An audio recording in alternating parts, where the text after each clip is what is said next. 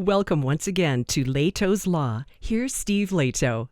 Jason sent me a story out of Canada, and I've mentioned this concept before, and that is when you go into a gas station and you buy gas and you leave and you discover that you got something in your tank other than gas. It could be water or it could be the wrong kind of gas. As driving.ca out of Canada reports, an Ontario gas station mixed up diesel and premium, which of course will ruin the engine in a car sometimes.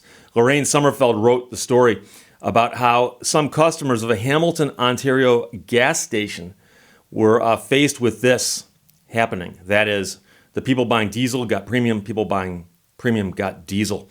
It's a place called U Plus Gas on King Street East in Ontario.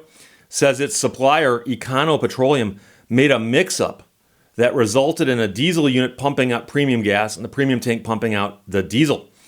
While explaining to those folks affected that said supplier would correct the mistake is not that easy to correct, of course, because it gets ugly when you put the wrong fuel in.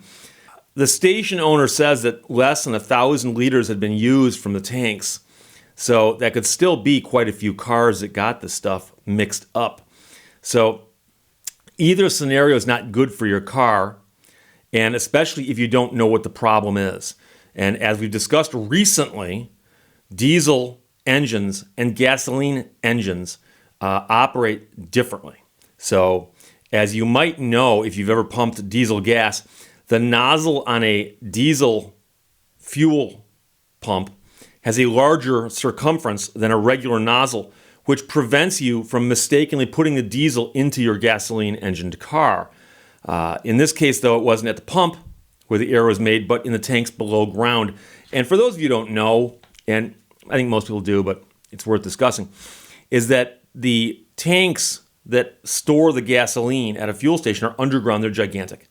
And they're filled by those huge tanker trucks you see. And you'll often see a tanker truck over in the corner of the lot, and it's got the big hoses going into the ground, and it's offloading the fuel into the underground storage tanks.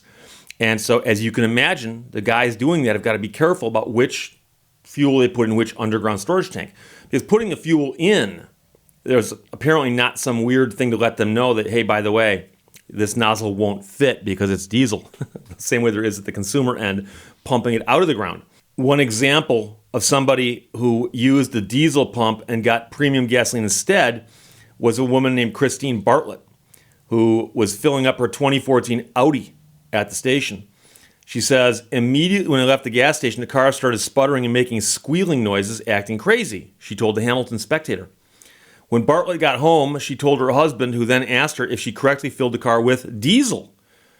And she said, yes, I'm not stupid. And of course, she's not stupid.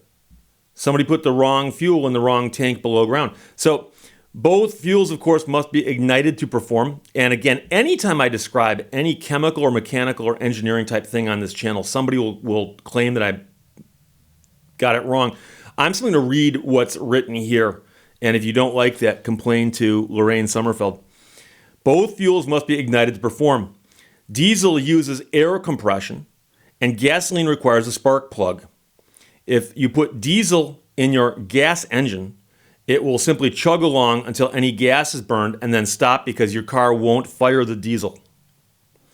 The gas in diesel, however, is a bigger problem for your engine. While various scenarios dictate the extent of damage, when a consumer has unwittingly been provided the wrong fuel, it makes for a worse case. So a lot of it has to do with the octane ratings and the fact that they are designed to detonate under different conditions. Let's put it that way.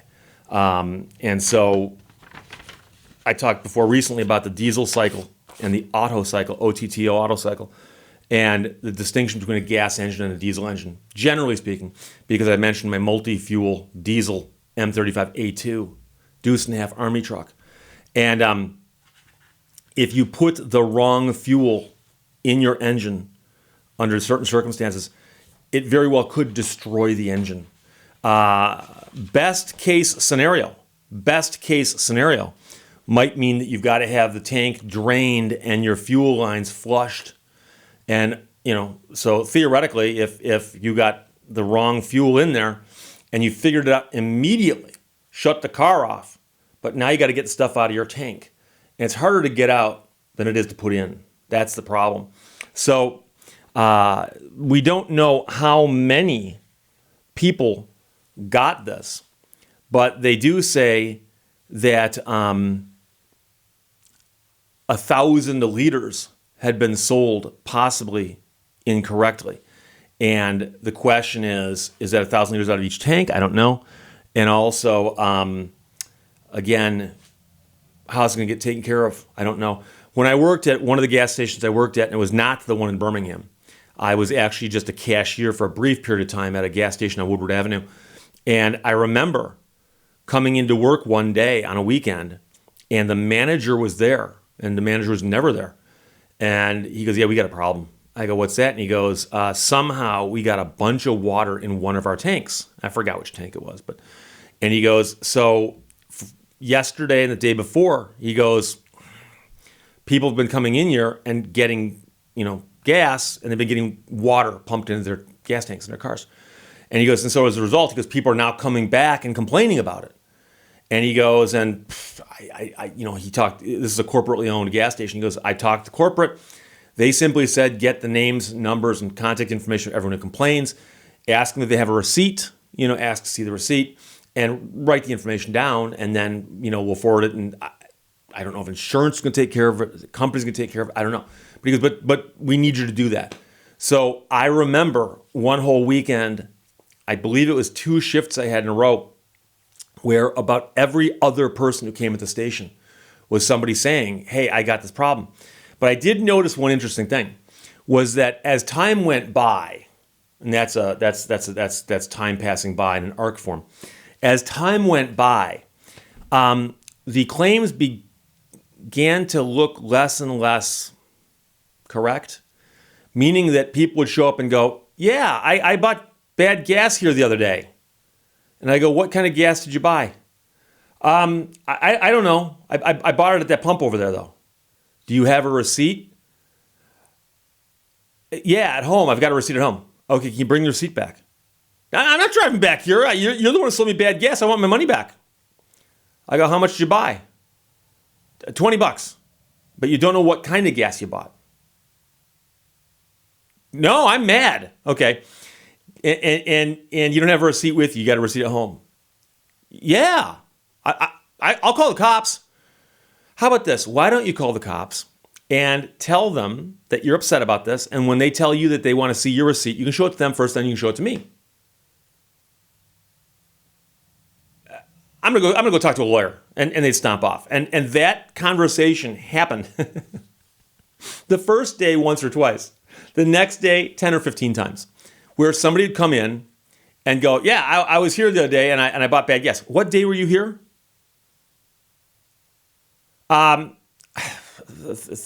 Thursday or Friday, I think. Or it might have been yesterday. I don't know.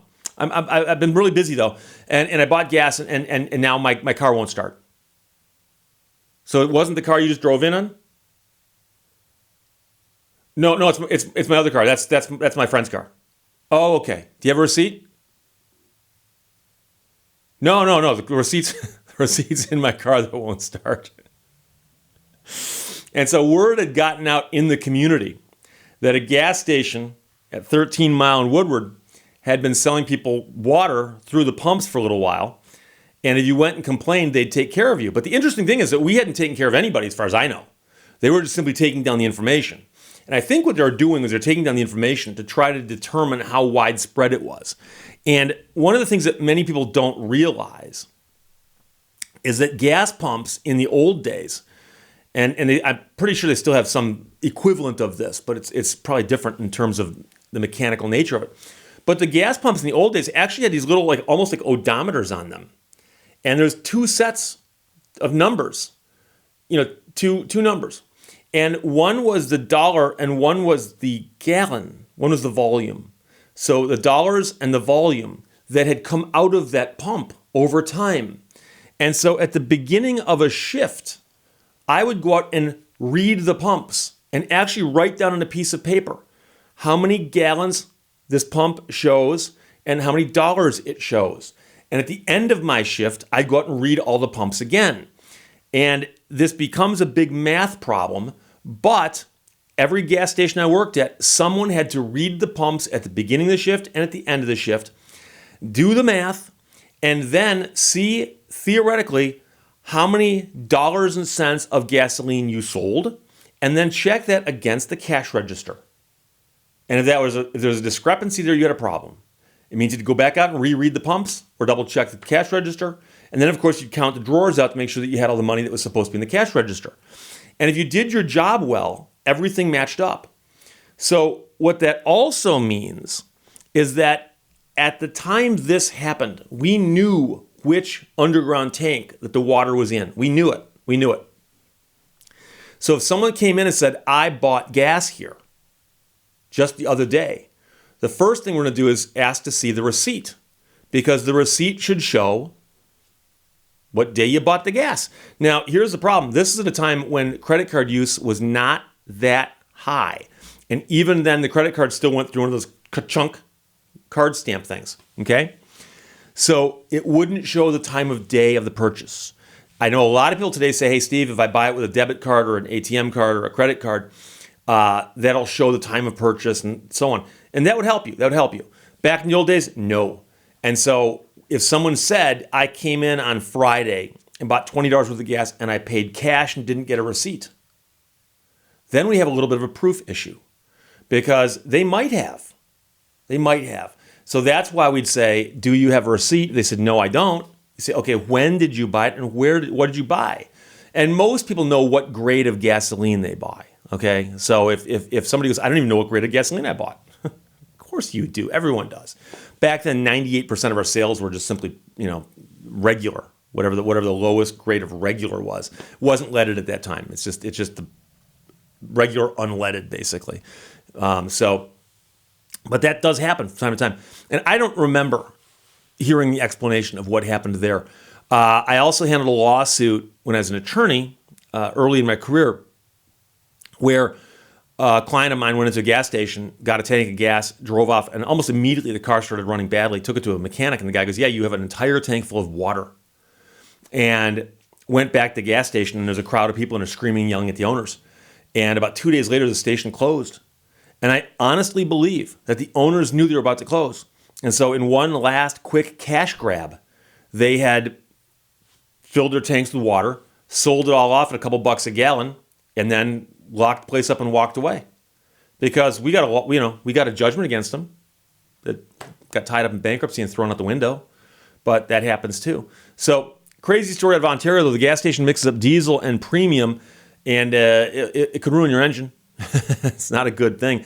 Lorraine Sommerfeld wrote the story for driving.ca, and James sent it to me. But it'll be interesting to watch the fallout, to see how many people come forward and say it's happened to them, and whether or not the station takes care of them, and if so, how. Because a lot of times they're going to want to lowball you on this. Will they refund you the money for the gas? If they fix your car, will they also, oh, and by the way, we'll refund your money for the gas? You'd be surprised at how they try to nickel and dime you on stuff like that. Questions or comments? Put them below. Talk to you later. Bye-bye. Thank you for watching Lehto's Law. I've been in big trouble. I don't have to look for it on a map. It always finds me.